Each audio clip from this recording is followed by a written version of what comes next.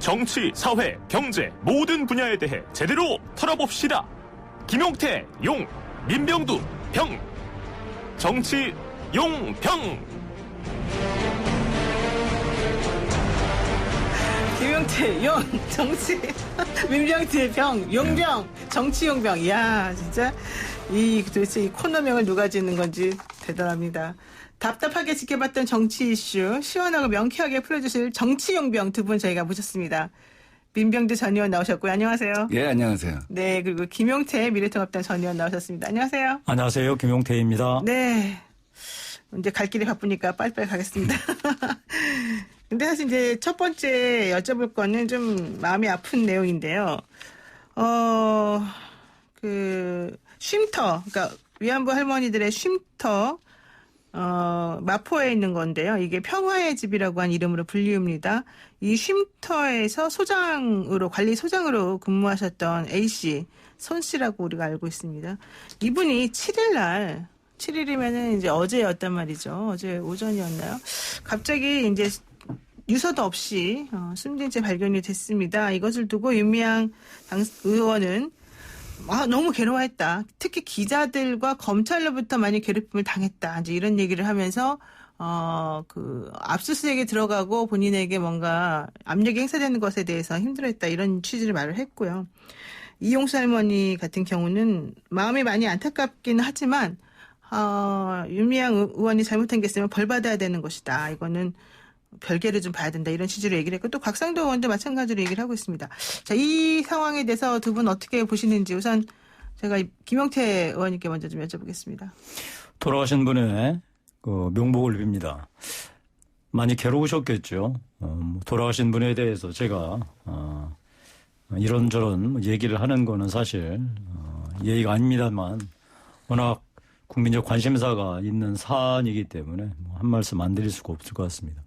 저는 그 내용이 중요하다고 생각합니다. 검찰의 소환 조사가 없었다라고 하는 것.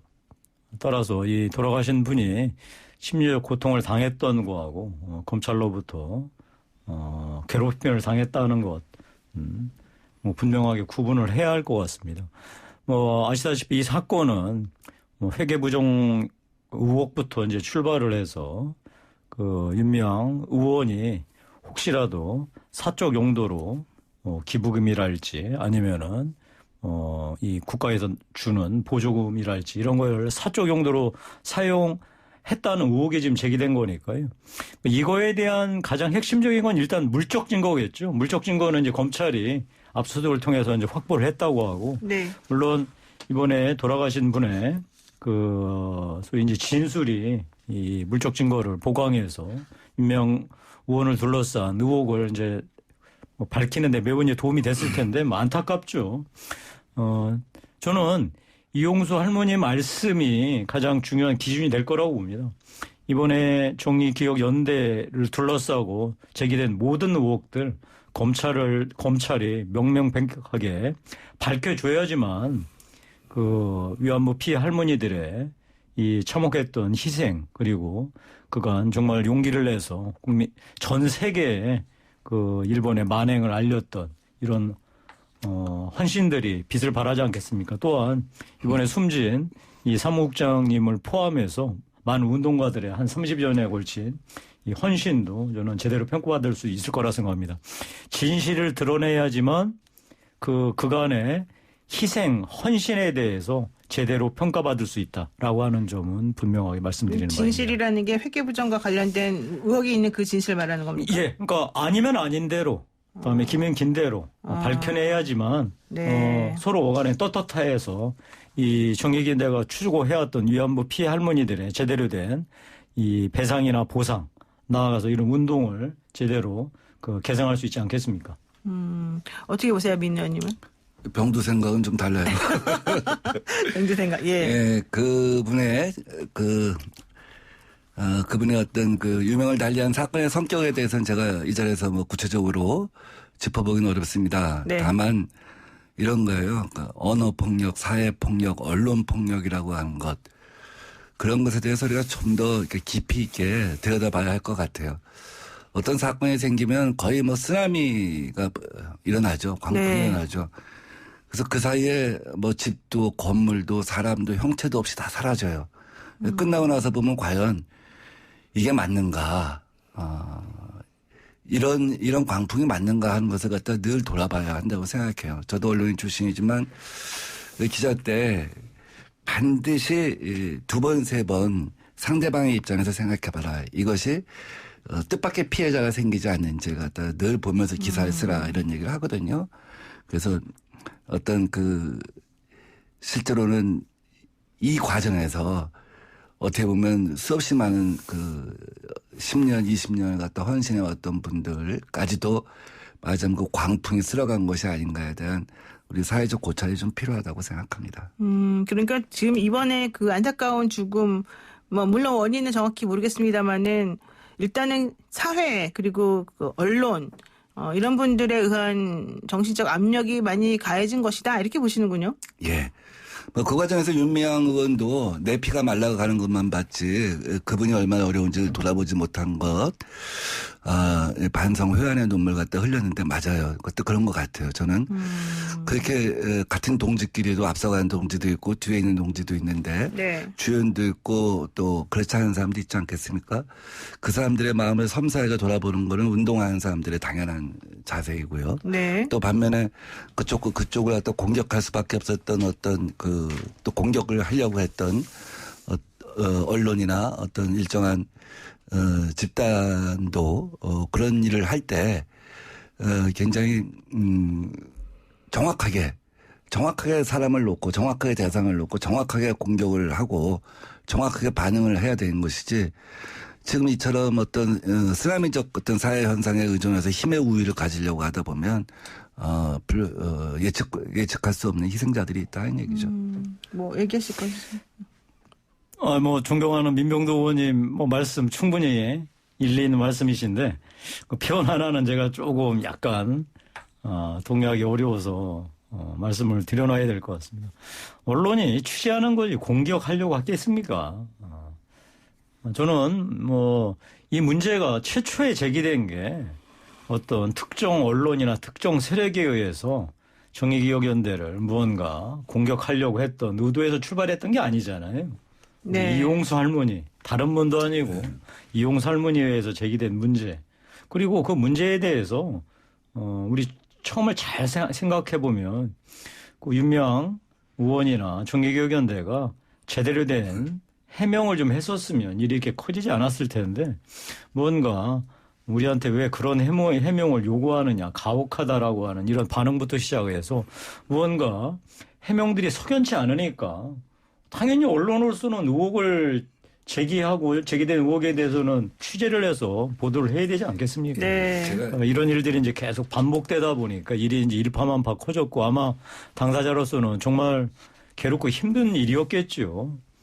하여튼 결과가 이렇게 돼서 다시 한번 고인의 심심한 명복을 빕니다만 말씀드린 대로 이용수 할머니의 말씀처럼 이 문제를 진실을 밝히는 것이 더욱더 그 정의기억연대가 해왔던 일들의 어떤 헌신에 대해서 빛나게 해줄 수 있는 일이 아닌가 싶습니다. 네. 갈 길이 바쁜데 제가 잠깐 한마디 할게요. 제가 요새 이제 사실은 실업자 아닙니까? 그러니까 네. 그 넷플릭스로 영화를 많이 보는데 그중에 특파원이라는 영화가 있어요. 네. 뉴욕의 한 라디오 방송국에서 에콰도르의 내전을 취재하라고 했는데 이 사람이 못 가요. 비행기를 놓쳤어. 여권을 잃어버렸어. 그래서 그냥 뉴욕에서 방송하는 거야, 가짜로. 거짓말로? 네, 거짓말로. 네. 그러다 이제 소재가 딸리니까 갑자기 사실은 이 반군의 배후 외에는 누가 있다. 한 얘기를 일보를 날렸어요. 그랬더니 미 국무부도 CIA도 난리가 나고 온 언론이 갑자기 이제 가상소설을 막 쓰기 시작한 거예요. 그 배우가 누가 있다는 것에 대해서 소설이 막 나가니까 뉴욕에서 이제 숨어서 방송을 하고 있는 그 특파원이 야, 언론이란 것들이 저래. 내 낚시에 넘어갔지. 거기다 그냥 소설에 소설 붙여갖고 이게 무한대로 증폭되는구나. 각각의 언론이 쓰는 문제 제기에 대해서 제가 뭐라고 하는 것이 아니라 네. 일정한 시점이 터지면 일정한 시점이 되면 거기서 증폭되는 거 있죠. 자가 발전하는. 그런 현상이 갖고 오는 그 집단이 갖고 오는 무서움에 대해서 얘기한 겁니다. 아, 그렇군요. 네, 일단 거기까지 그 주제는 하고 이제 김용태 의원님 말씀대로 실제 진실이 밝혀진 다음에 다시 좀 정리될 수 있으면 좋겠고요. 자, 정치용병에 지금 그 또 주제가 있습니다. 법사위원장이 도대체 뭐길래 여야가 이렇게 팽팽하게 절대 놓지 않겠다라고 하느냐. 누가 법사위원장을 가져가야 되느냐. 이걸 가지고 한번 얘기해 보겠습니다. 김용태 의원님 어떻게 보십니까? 법사위가 사실 게이트키퍼고 법사위원장이 게이트키퍼의 수장 맞죠? 자구 체계 심사 권한을 무기로 해서 특정 법안에 대해서 통과를 지연시키거나 가로막는 일을 해왔던 게 사실입니다. 네. 이 법사위원회 이런 월권이란 월권, 막강한 권한에 대해서 사실 우리 미래통합당 야당은 물론 집권 여당이 민주당 내에서도 불만이 많았던 게 사실이에요. 저도 이 법사위에 자구 체계 심사는 문제가 있다라고 하는 입장은 저도 분명히 갖고 있습니다. 네. 왜냐하면 상임위 중심주의가 국회법의 가장 중요한 정신인데 이 법사위원회가 이런 식으로 월권화하는 건 맞지 않다. 자, 지금 문제는 이겁니다. 그러니까 179석인가요? 180석 넘죠, 사실상. 180석을 넘는 이제 거대 여당이 103석에 불과한 미래통합당 야당하고 국회 내에서 정상적인 논의를 거쳐서 이 국회를 운영할 것이냐 아니냐를 이제 가름하는 일종의 시금석이에요. 이 법사위 문제가. 물론 그 시금석 중에 하나가 이미 깨져버렸어요. 그게 바로 이제 개원. 개원할 때 개원도 사실 여야 간에 협상을 통해서 하는 게 관례였는데 그 관례 6월 5일 날 무조건 해야 된다는 국회법 내세워서 일방적으로 개원을 해버렸죠. 오늘 상임위원장을 뽑는 게 또 국회법에 나와 있는 일정 맞습니다. 제가 보기에는 그냥 할 것 같습니다. 집권 여당이. 아, 전부 다 가져가요? 법사위 양보 안 하면 날짜 오늘 하고 법사위 양보 안 했으니까 원리 원칙대로 다 상임위원회 갖고 가겠다. 그리고 책임지고 국회 운영하면 되지 않겠느냐 이렇게 얘기를 할 가능성이 높습니다. 미래통합당은 분하고 원통하겠지만 이게 현실이죠. 저는 여전히 관례를 존중하고 법사위의 이 일방적인 월권에 대해서는 조금 수정하는 방향에서 타협했으면 좋겠는데 네. 그거조차도 받아들이지 않을까 한편으로는 우려는 되는데 이제 국민들께 잘 지켜보시겠죠. 집권 여당은 180여석을 국민이 줬기 때문에 모든 상임위원장 갖고서 법사위 포함해서 모든 상임위원장 갖고서 책임 정치하겠다 이렇게 나올 텐데 과연 그것이 어떤 결과로 나타날지 국민들이 지켜보고 계실 거라고 하는 점은 말씀드립니다. 네. 네, 비장하게 말씀하셨는데. 네, 병두 생각은. 병두 생각은. 저는 우선 교섭단체 정권주의가 좀 없어져야 한다고 봐요. 국회 자동화가 제 신조고 네. 아마 지금 민주당에서 이번에 법안 1호로 하는 것이 국회법 개정안일 거예요. 지금 뭐냐면 국회의원 300명이 일일이 협상할 수가 없기 때문에 네. 교섭단체라는 건 만들어서 교섭단체 대표끼리 협상을 하는 거 아니에요. 네. 그러니까 나머지는 다 식물이에요. 나머지 국회의원 정치를 할 수가 없어요. 국회의원이 하는 일 중에 3분의 1은 지역구 가서 있고요. 3분의 1은 협상 대기하는 거예요. 나머지 3분의 1은 뭐 하는 줄 압니까? 뭐요?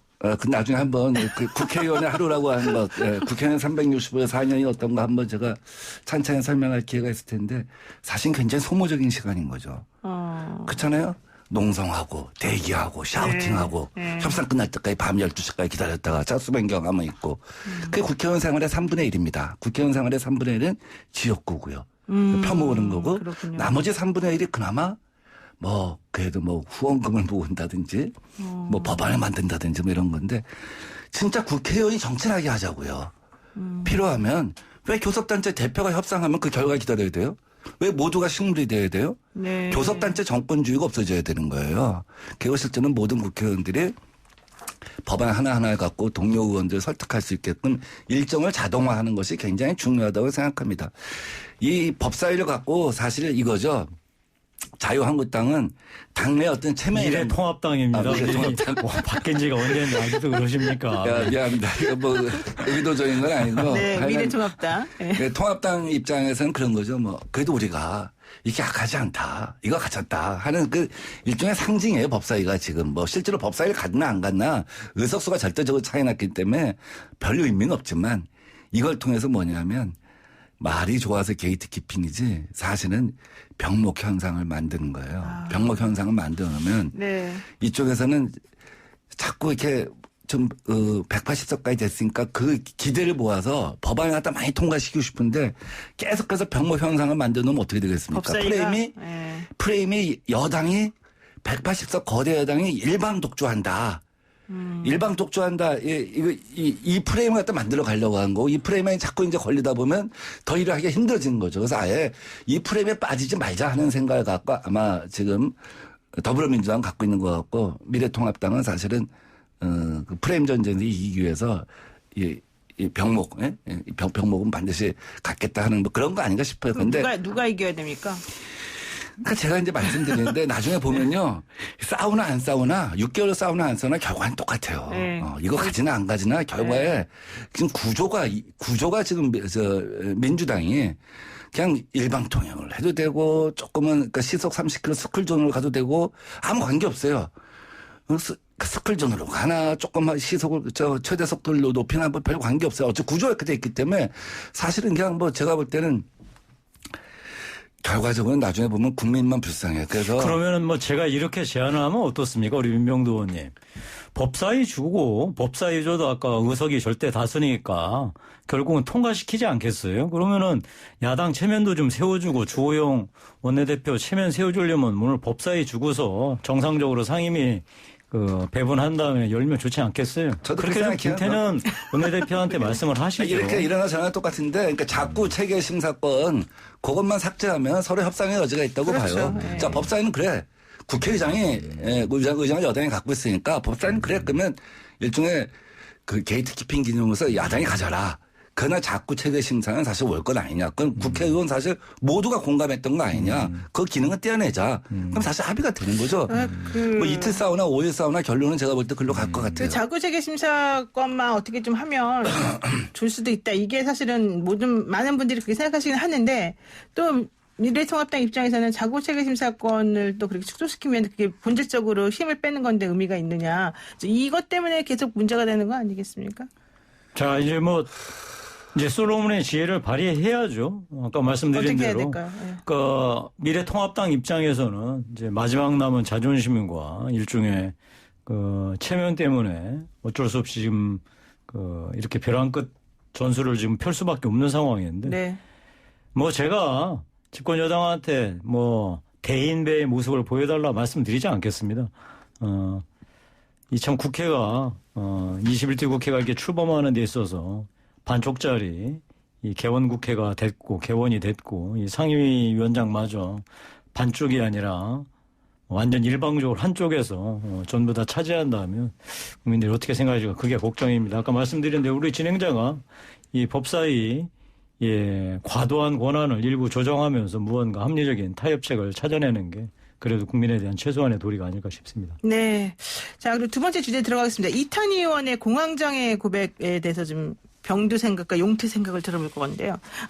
지금 그 사법농단 사태를 겪으면서 사실 원래 공황장애를 앓고 있다가 고쳤는데 다시 이 선거를 치르면서 재발했다 이겁니다. 그래서 이탄희 의원이 결국 나는 국회를 좀 잠시 떠나 있겠다 이렇게 얘기를 하고 있습니다. 그러니까 어떤 사람들은 야, 국회의원 정말 좋구나. 저렇게 대놓고 일 안 한다 그래도 되는구나. 뭐 이렇게 이제 얘기하는 부정적 얘기를 하는 분도 있겠지만 또 어떤 분들은 얼마나 힘들었으면 저럴까 이제 이런 얘기를 하는 분들도 있더라고요. 자, 이탄희 의원의 공황장애 고백.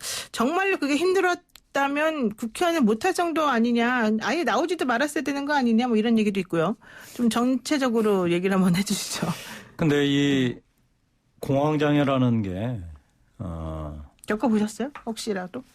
뭐 사실 솔직히 말해서? 가벼운 우울증은 뭐 현대인의 정말 불가피한 병이고 정치하는 사람들은 또 조금씩 다들 겪게 마련입니다. 근데 이제 이게 우울증을 넘어서 공황장애 우리가 이제 패닉 어택이라고 하죠. 이 패닉 어택까지 이르게 되면 이건 정말로 심각한 상황이기 때문에 반드시 장기적이고 집중적인 치료를 필요로 합니다. 그리고 이거는 평생 간다는 각오로 정말로 장기적인 치료를 이제 해야 하는 병으로 제가 알고 있습니다. 이탄희 의원이 정말 상태가 본인이 심각하고 아마 의사들도 권했기 때문에 이거를 이제 공개한 게 아닌가 싶은데요. 참 어려운 상황입니다. 일반 우리 국민들께서는 국회의원이 편하니까 저런 병 치료받으러 국회 이제 그만 잠시 쉬겠다고 얘기하는 거. 저는 이탄희 의원이 본인뿐만 아니라 이 여러 지금 공황장애 비슷한 질환을 앓는 사람들 다 일종의 이제 대표 선수가 된 셈이거든요. 네. 여러 가지 어려움이 있겠지만 저는 집중적인 치료를 좀 받기를 권합니다. 왜냐하면 이게 심해지면 네. 정말로 매우 엄중한 상황에 처할 수도 있기 때문에 우리 청취자 여러분 기억하시겠지만 작년에 정도원 네, 전 의원께서 정말 유명을 달리하시면서 이 똑같은 병환으로 오랫동안 고생하시다가 극단적인 선택을 하지 않았습니까? 사실 이 병이 현대인에게 누구나 걸릴 수 있다고 하지만 사실 정치인한테는 정말로 쉽게 걸릴 수 있는. 정치인은 사실 이 공황장애라는 병이 걸리기 쉬운 기저질환을 다 갖고 있다고 보시면 돼요. 이게. 네. 왜냐하면 이게 참 밖에서는 화려해 보이지만 안에서는 끊임없이 정말 극단적인 스트레스를 받는 직업이기 때문에 그렇죠. 따라서 네. 이탄희 의원께서 일단 여러 가지 어려움이 있겠지만 당분간은 집중적인 치료를 받기를. 스트레스 하면 또 누구 못지않은 면도니. 예, 저는 평생을 사실은 어떤 극단 위에서 어려운 환경에서 살아봤죠. 그래서 그런 사람들이 갖고 있는 어려운 점을 많이 이해를 해요. 근데 지금 우리 김용태 의원이 말씀하실 때 이탄희 의원이 사실은 공황장애 앓고 있는 사람들 어떻게 보면 대표한다는 얘기를 했잖아요. 네. 그 점에 있어서 병도 생각은 같아요. 이제 이런 거예요. 이 양반이 국회의원이 됐어요. 공인이 됐어. 그럼 이 사람이 그 과정을 어떻게 이겨내는가 하는 것도 사회의 것이에요. 네. 그다음부터는 개인의 것이 아니에요. 다른 공황장애를 경험하는 사람은 그것은 한 개인의 것이지만 이분이 이것을 이겨내는 것은 이제 사회의 것이야. 그런 책임감이 하나 더 있는 거예요. 네. 정치인은 이제 사실은 이런저런 어려운 일을 겪다 보면 제가 정치를 할 때 맨 처음 선배 의원들로부터 배운 게 맷집이 있어야 한다. 맷집이. 정치는 어차피 그냥 한가운데 나와 있는 거다. 사방팔방에서 너를 향해서 돌 던질 수도 있고 뒤통수를 뗄 수도 있고 어퍼컷을 뗄 수도 있는데 거기서 버텨내는 힘 다 네 편은 아니지 않냐 어떻게 보면. 그러니까 맷집을 키우는 것이 굉장히 중요하다고 얘기했어요. 지금 이탄희 의원이 와서 본인이 얘기하고 추진하고자 하는 법관 탄핵을 포함한 사법부 개혁 이건 새로운 맷집이 필요한 거예요. 네. 밖에서 생각했던 맷집과는 전혀 다른 새로운 맷집이 필요한 거예요. 새로운 각오가 필요한 거예요. 예. 잠깐 국회에서 벗어날 수도 있지만 사실은 실제로 뚫겨 맞으면서 가는 것이 어떻게 보면 병을 이겨내는 것일 수도 있어요. 그리고 경우가 좀 다르지만 미국의 레이건이나 또 존 맥케인 같은 경우 질병에 걸렸을 때 바로 공개를 했잖아요. 레이건 전 대통령이죠. 알츠하이머에 걸렸을 때 미국의 그레이트 커뮤니케이터라고 했죠. 공화당이지만. 그렇게 한편선 존경을 받았는데 네. 그 양반이 딱 알츠하이머에 걸렸을 때 그것을 갖다 한 위대한 인간도 저렇게 알츠하이머에 걸려서 그렇게 인생을 마무리하는구나 이렇게 보이지 않으려고 공개 안 할 수도 있지만 그냥 내리셔서 공개를 했어요. 이건 사회의 것이다. 그리고 우리 대통령 부부가 이걸 어떻게 이겨내는가 갖다 보여주겠다 하는 거였고 존 맥케인 미국의 또 전쟁 영웅이었죠. 그 사람도 그 말기 종양암 걸렸을 때 마지막 날까지 국회 출석을 하고 영웅적인 연설을 갖다가 마이 펠로 시티즌 미국 시민들한테 하는 말 있잖아요. 네. 무슨 이탄희 의원이 무슨 그런 어려운 과정을 간다는 것이 아니라 그걸 이겨내는 것. 그것 자체도 국회의원의 역할 이상으로 또 하나 주어진 사람들한테 큰 메시지가 될 수 있다 이렇게 봅니다. 어떻게 보세요? 민명도 의원님 의견 대체로 동의하고요. 다만 제가 아는 범위 내에서의 공황장애는 어떤 정신력, 맷집으로 이겨낼 수 있는 차원의 것이 아니라고 알고 있습니다. 반드시 의사의 이 지시에 따라서 치료를 받고 약물을 복용하면서 이 병을 이겨내야 됩니다. 그리고 나서 이제 주변을 단순화하고 그다음에 신체적인 어떤 컨디션을 유지하기 위해서 운동을 계속하는 여러 가지를 병행해야 되는데 참 그것을 정치하고 같이 하기는 쉽지는 않을 겁니다. 뭐 저도 안타까운데 물론 저하고 이탄희 의원의 사법개혁 방향하고는 뭐 전혀 다릅니다. 네. 제가 사실 이 자리에서 만약에 이탄희 의원이 추진한 사법개혁 얘기를 하라고 하면 아마 이탄희 의원에 대해서 조목자목 제가 비판하고 어떻게 다릅니까? 그러니까 이 사법개혁 농단이라는 게 네. 이탄희 의원이 이제 일방적인 주장인데 네. 저는 사실 이것을 정말 제대로 된 객관적인 자료에 의해서 네. 그리고 이것을 다루는 장이 정말 공정하고 제대로 된 진실을 밝히는 그 방식으로 지금 진행되고 있느냐 그 점에 대해서는 저는 동의할 수 없습니다.